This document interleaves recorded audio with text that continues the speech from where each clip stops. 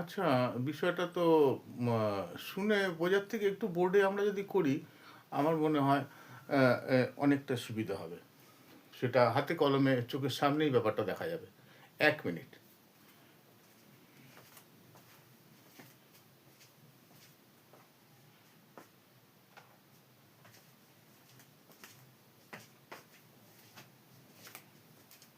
হ্যাঁ, এই যে 13°20', এটা তো আমরা সনাতন জ্যোতিষ বলি, বৈদিক জ্যোতিষ বলি, পরাশর বলি করতে গিয়ে জেনেছি 13°20' মানে 60, তার সাথে 13 দিয়ে গুণ। কারণ কি, 60 মিনিটে 1 ডিগ্রি, তাহলে 13°, 13 করলাম, এটা গুণ হচ্ছে, করে কি আসছে না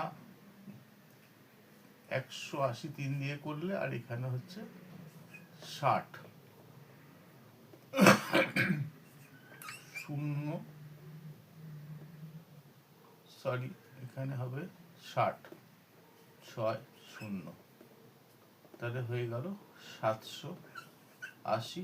20 মিনিট যোগ করে দিয়েছি, তাতে 800 মিনিট বেরিয়েছিল।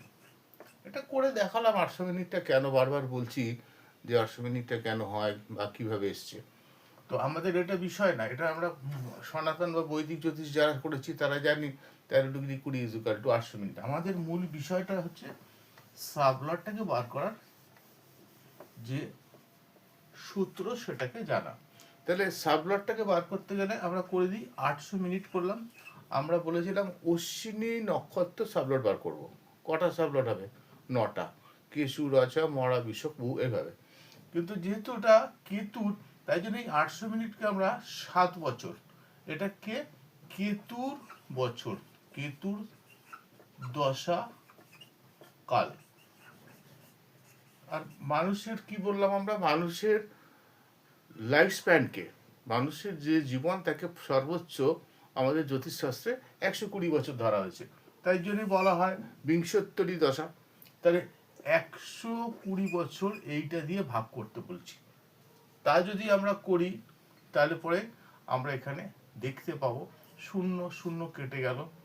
এখানে আমরা যদি করি 6 দিয়ে কেটে গেল, এটা 40 হয়ে গেল। এটা আবার 2 দিয়ে করলে 3 হয়ে গেল, এটা আবার 20 হয়ে গেল। তার মানে আলটিমেটলি ব্যাপারটা 140/3 এলো। এবার এই 140কে আবার যদি আমরা করি 3 4 12,